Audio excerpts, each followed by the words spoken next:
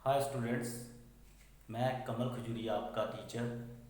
जैसा कि बच्चों आप सब जानते हो कि कोरोना की वजह से लॉकडाउन लगा हुआ है, जिस कारण स्कूल बंद पड़े हैं।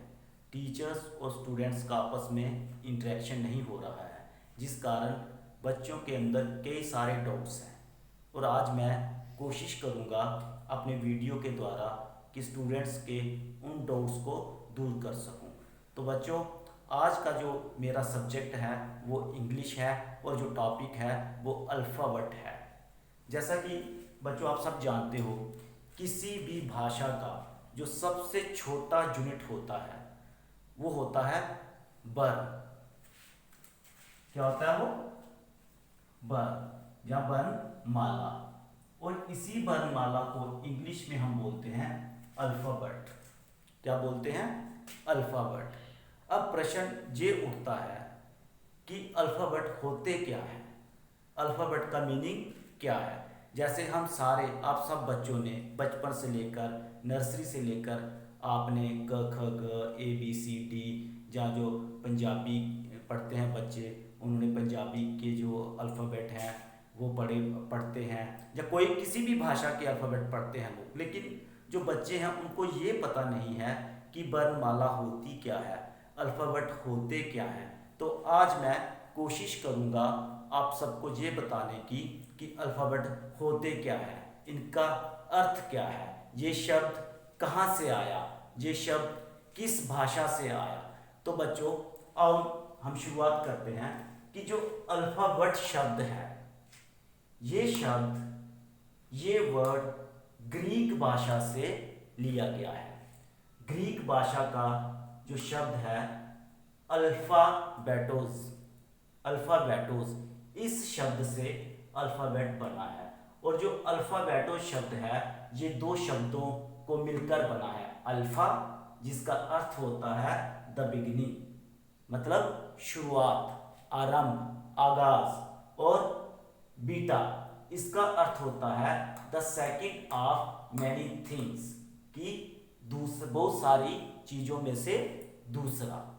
तो इन दोनों शब्दों को अल्फा और बीटा को मिलाकर बनता है अल्फाबेट, जिसको हिंदी में हम बोलते हैं वर्णमाला। जैसे मैंने आपको पहले बताया कि किसी भी भाषा का जो आधार है वो क्या होता है, उसकी वर्णमाला होती है।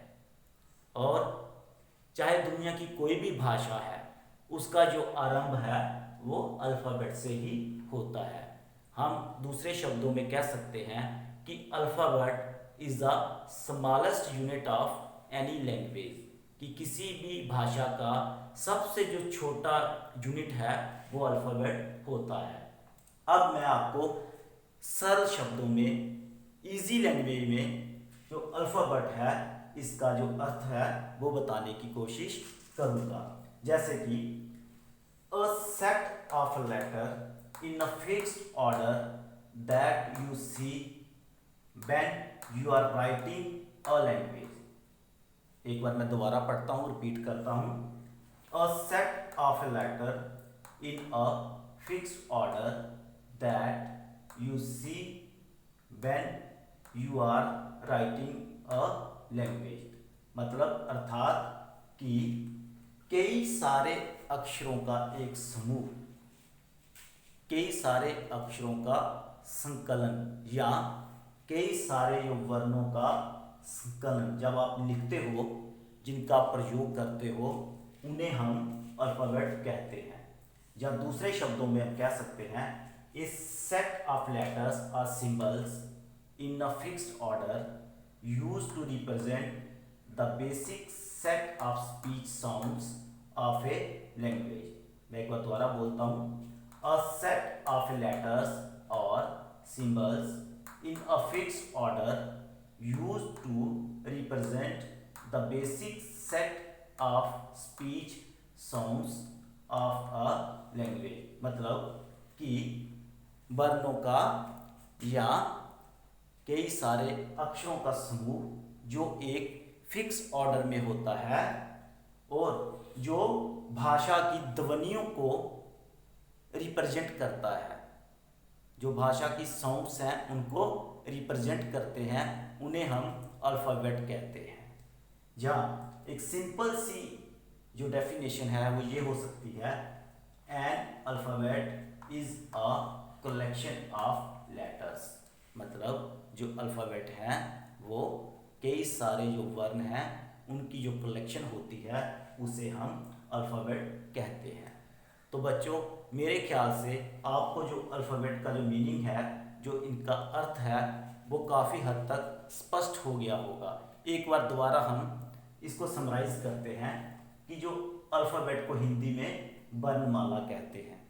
किसी भी भाषा का जो स्मॉलेस्ट यूनिट होता है वो अल्फ़ाबेट होते हैं, और जो अल्फ़ाबेट होते हैं ये भाषा का आधार है। किसी भी भाषा का जो आरंभ है वो अल्फ़ाबेट से ही होता है। तो जो अल्फ़ाबेट है ये ग्रीक शब्द से निकला है, अल्फ़ाबेटोस, और जो अल्फ़ाबेटोस है ये दो ग्रीक शब्दों से मिलकर बना है। अल्फ़ा जिसका मतलब होता है शुरुआत, और बीटा जिसका मतलब होता है the second of many things, मतलब कई सारी चीज़ों में दूसरा। तो अब जो वर्णमाला है वो क्या है? वर्णमाला कई सारे सिंबल्स, जो चिन्ह और जो वर्ण जो अक्षर हैं उनके समूह को हम क्या बोलते हैं? अल्फ़ाबेट बोलते हैं, जो एक फिक्स ऑर्डर में होते हैं। जैसे इंग्लिश में आपने देखा है ए बी सी डी ई और जेड तक, ये एक फिक्स ऑर्डर में है।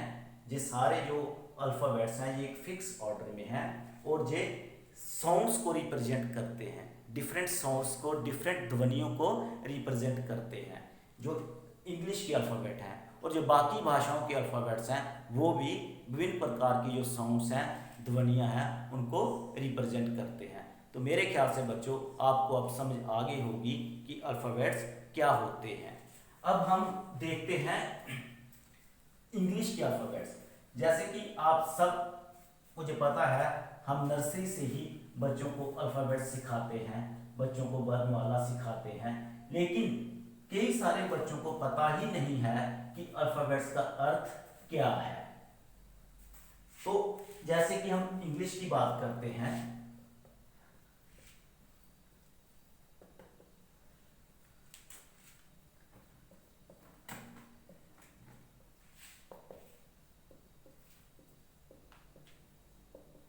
जो इंग्लिश के अल्फ़ाबेट्स हैं वो आप सबको पता है कि A B C D E F G H I J K L M N O P Q R S T U B W X Y and Z, ये इंग्लिश के अल्फ़ाबेट्स हैं।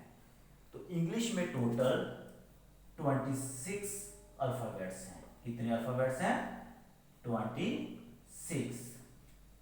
इंग्लिश में टोटल 26 अल्फ़ाबेट्स हैं। और जो English के alphabets हैं इनको हम दो तरह से लिखते हैं। जैसे आम भाषा में आप बोलते हो छोटी ABC और बड़ी ABC, मतलब capital letters and small letters. तो इनको हम अगर टेक्निकल लैंग्वेज में कहें तो इनको हम बोलते हैं upper case and lower case.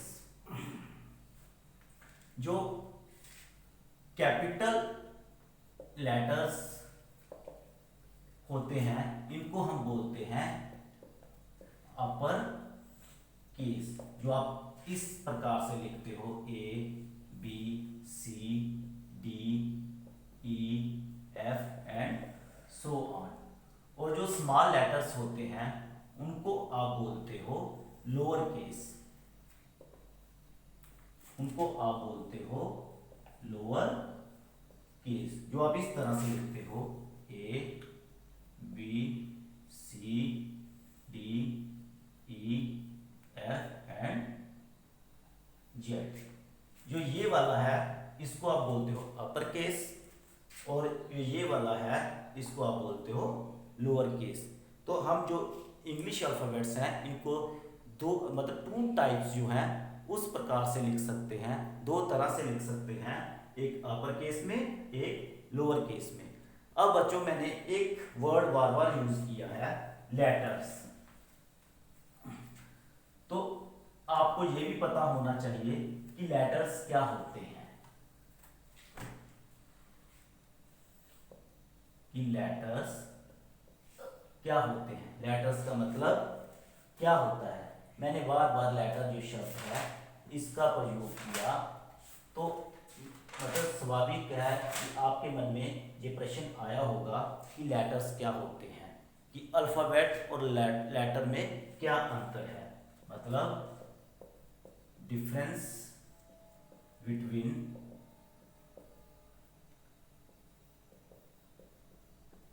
Alphabet and letters. Alphabet का जो मीनिंग है वो आपको पता चल चुका है कि अल्फ़ाबेट क्या होता है, कि अल्फ़ाबेट क्या होते हैं, a collection of letters in a fixed order, है ना। जहाँ हम ये कह सकते हैं कि the alphabet refers to all the letters of the alphabet A to Z, इनको हम क्या बोलते हैं, अल्फ़ाबेट बोलते हैं। अब लेटर्स क्या है, मतलब कई सारे स्टूडेंट्स को पता ही नहीं है कि लेटर्स और अल्फ़ाबेट्स में क्या डिफरेंस है, क्या अंतर है। तो जो लेटर्स हैं वो क्या होते हैं, इनको हम ये कह सकते हैं कि a letter is a particular a letter is a particular symbols used in writing, या दूसरे शब्दों में हम कह सकते हैं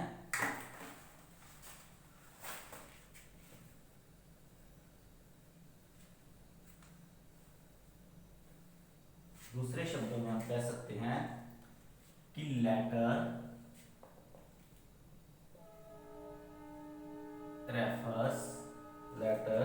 refers to a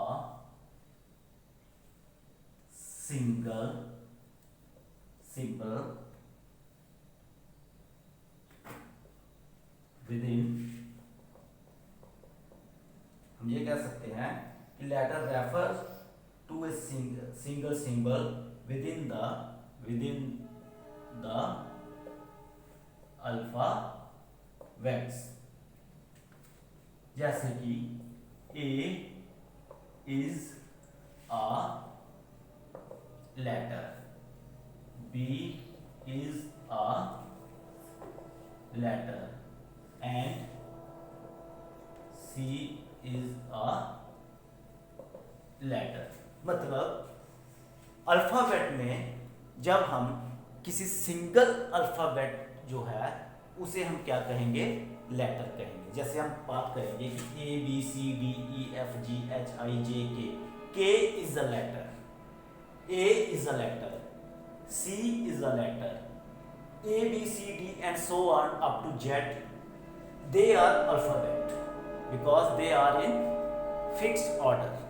और जब कोई वर्ण अकेला होता है वो किसी, उसे हम क्या बोलते हैं, लेटर बोलते हैं। और जब ये जो ए टू जेड, जब ये एक फिक्स्ड ऑर्डर में हम इनको लिखते हैं, जब बोलते हैं इनको, तब हम अल्फ़ाबेट बोलते हैं। जब हम इनको सिंगल सिंगल अकेले अकेले इनको बोलते हैं या लिखते हैं तब ये लेटर कहलाते हैं। या दूसरे शब्दों हम कह सकते हैं कि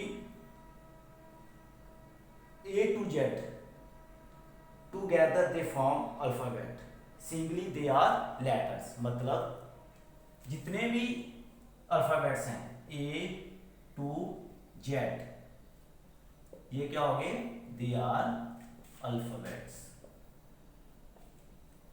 और अगर हम सिंगल सिंगल इनको लिखें या बोलें तो ये क्या बन जाते हैं, लेटर्स बन जाते हैं। मतलब हम ऐसे कह सकते हैं कि together they form alphabet singly they are letters. मेरे ख्याल से अब आपको लेटर्स और अल्फ़ाबेट्स का जो अंतर है, जो डिफरेंस है, वो आपको समझ आ गया होगा। थैंक यू बच्चों। अगर आपको इसमें से कोई डाउट है या कुछ आपको समझ नहीं आया हो तो वो आप कमेंट बॉक्स में लिख देना, तो नेक्स्ट वीडियो में मैं आपका वो डाउट्स क्लियर कर दूंगा। थैंक्स बच्चों।